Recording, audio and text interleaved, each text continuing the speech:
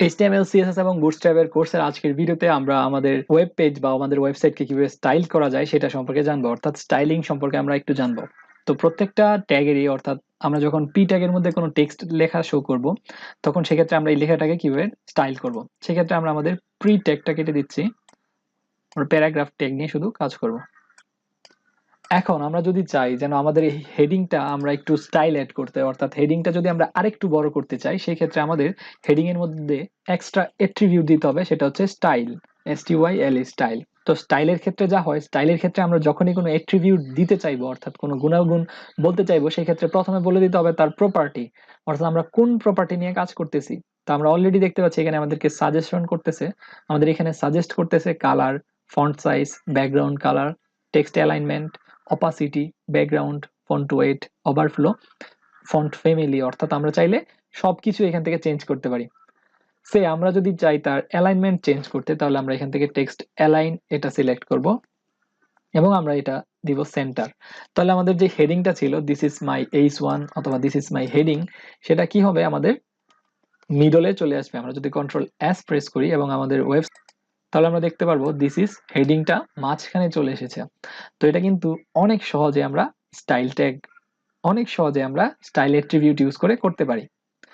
এখন আমরা আরো কিছু এখানে অ্যাড করব, অর্থাৎ আমরা যদি চাই এখানে আরো স্টাইল অ্যাড করতে, টেক্সট এলিমেন্ট, তারপরে হচ্ছে কালার দিতে, সেক্ষেত্রে আমরা কালারে যাব এবং তাকে রেড করে দেব।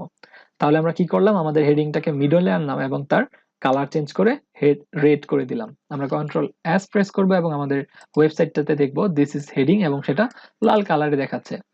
এখন আমাদের ইচ্ছা হচ্ছে আমরা এই টেক্সটের কালারটাও চেঞ্জ করব, অথবা টেক্সটের আমরা ফন্ট ফ্যামিলিটা চেঞ্জ করে ফেলবো। তো এই জন্য আমরা আমাদের এডিটরে চলে আসবো। আমরা দেখতে পাচ্ছি আমাদের এই টেক্সটটা হচ্ছে প্যারাগ্রাফ ট্যাগের ভিতরে, সেই জন্য আমরা এই প্যারাগ্রাফ ট্যাগের মধ্যে একটু স্টাইল সেট আপ করবো। আমরা কালার দিব ব্লু, আমরা কালার ইউজ করি এখান থেকে, কালার ব্লু, এবং আমরা তার ব্যাকগ্রাউন্ড কালার চেঞ্জ করে দেব, ব্যাকগ্রাউন্ড কালার দিব হচ্ছে, এখন যদি আমরা Ctrl+S প্রেস করি এবং আমাদের ওয়েবসাইটে যাই, তাহলে আমরা দেখতে পাবো যে আমাদের ব্যাকগ্রাউন্ড কালারটা হয়ে গেছে অন্যরকম এবং আমাদের যে টেক্সটের কালার সেটা হয়ে গেছে ব্লু। সেম ভাবে আমরা যদি চাই আমাদের এই টেক্সট গুলোকে রাইট সাইডে শো করতে, তাহলে আমরা কি করব, আমাদের VS করে যাব এবং এখানে আমরা এক্সট্রা একটা প্রপার্টি অ্যাড করব, সেটা হচ্ছে টেক্সট অ্যালাইনমেন্ট, টেক্সট অ্যালাইন, আমরা সেটা করে দেব রাইট সাইডে। তাহলে Ctrl+S প্রেস করার সাথে সাথে আমাদের এই ওয়েবসাইটে আমরা দেখতে পারবো যে আমাদের টেক্সটগুলো রাইট থেকে শুরু হয়েছে। তবে হেডিং টেক্সট ইউজ করে আমরা সাধারণত ব্যাকগ্রাউন্ড চেঞ্জ করতে পারি, আমরা এটার ফন্ট চেঞ্জ করতে পারি, আমরা ফন্টের কালার চেঞ্জ করতে পারি, আমরা চাইলে তাকে মিডলে অথবা রাইটে অথবা লেফটে নিয়ে আসতে পারি, অ্যালাইনমেন্ট চেঞ্জ করতে পারি। সেম ভাবে আমরা যদি চাই এখন আমাদের এই টেক্সটের ফন্টের সাইজটা চেঞ্জ করব, সেই জন্য আমরা আমাদের এডিটরে চলে যাব। এডিটরে গিয়ে আমরা এখানে লিখবো ফন্ট সাইজ,